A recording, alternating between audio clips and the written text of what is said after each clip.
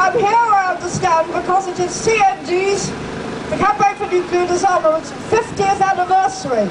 But you know, I do not consider this totally grounds for celebration. In 50 years, we have failed to achieve our objective. We have not got a nuclear weapons-free Britain, much less a nuclear weapons-free world.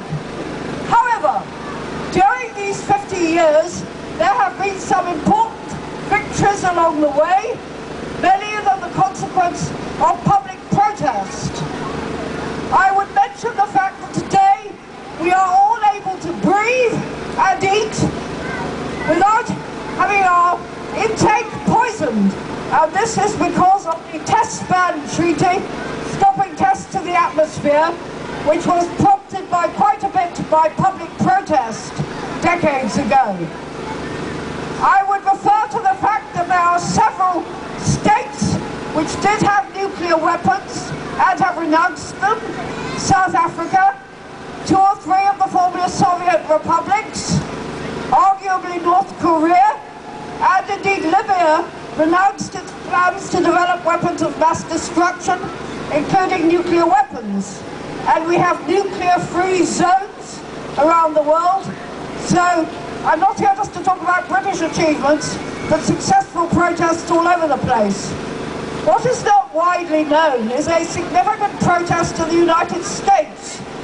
Part of their so-called nuclear deterrent was to have a ghastly, very powerful missile called the MX, and the idea was to run this underground on secret railway lines so that it could pop up and take by surprise by nuking any enemy who might decide to attack the United States.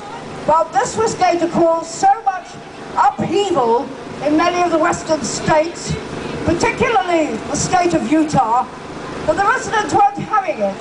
And they protested very vigorously indeed, and the Reagan administration simply had to drop the plan.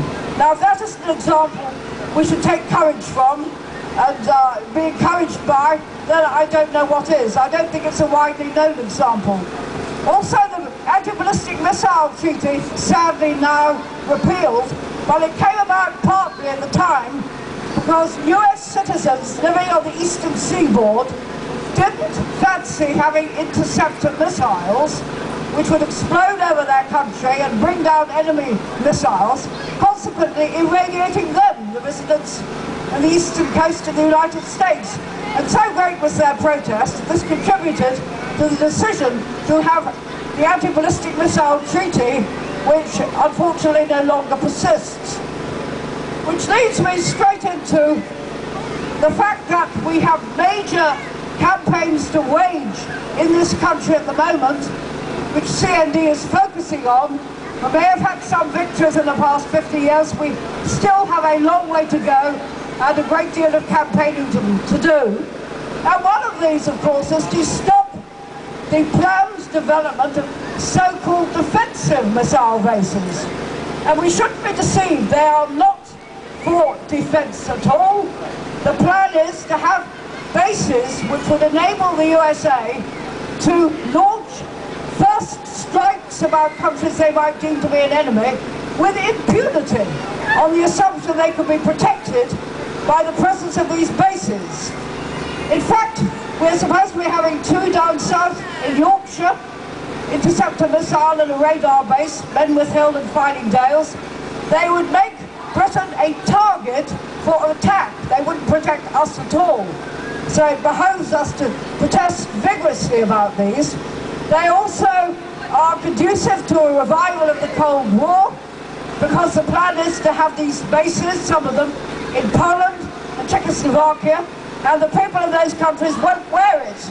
And a major alliance has developed of people who are opposed to so-called anti-missile bases in Europe. And because they appear to be targeted on the Soviet Union and China, Soviet Union, or rather Russia, I shouldn't talk about the Soviet Union anymore, Russia is getting more and more edgy and moving towards a Cold War stance, which is quite terrifying. Another main target of CNDs at the moment, which we're campaigning vigorously for, is to achieve a convention against nuclear armaments worldwide, similar to the already in existence anti-chemical weapons convention and the antibacteriological warfare convention.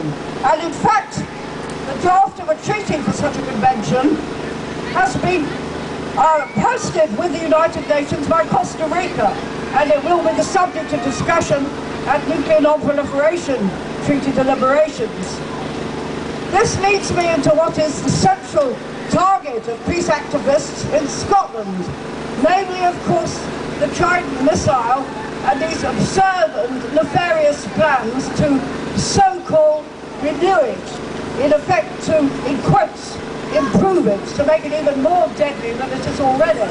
Because, as you all well know, Scotland at the Faslane base is the home for the place where such missiles would be launched from. Now, we are always told that our nuclear weapons, including the Trident, are supposed to be a deterrent. In other words, they are held because they would never be used unless they were needed to be used in retaliation for some hypothetical enemy attack upon us.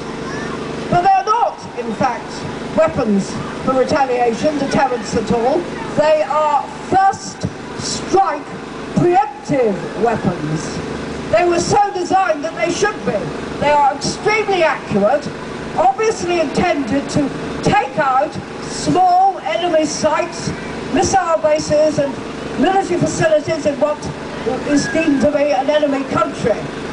And of course this means they breach the UN Charter, which firmly opposes any wars of aggression, which would include preemptive first strikes. And the so-called renewal plans for Trident would in fact envisage producing a smaller type of Trident that could be that much more readily used in a first strike in a limited nuclear war, which is not something that is at all ruled out as a possibility.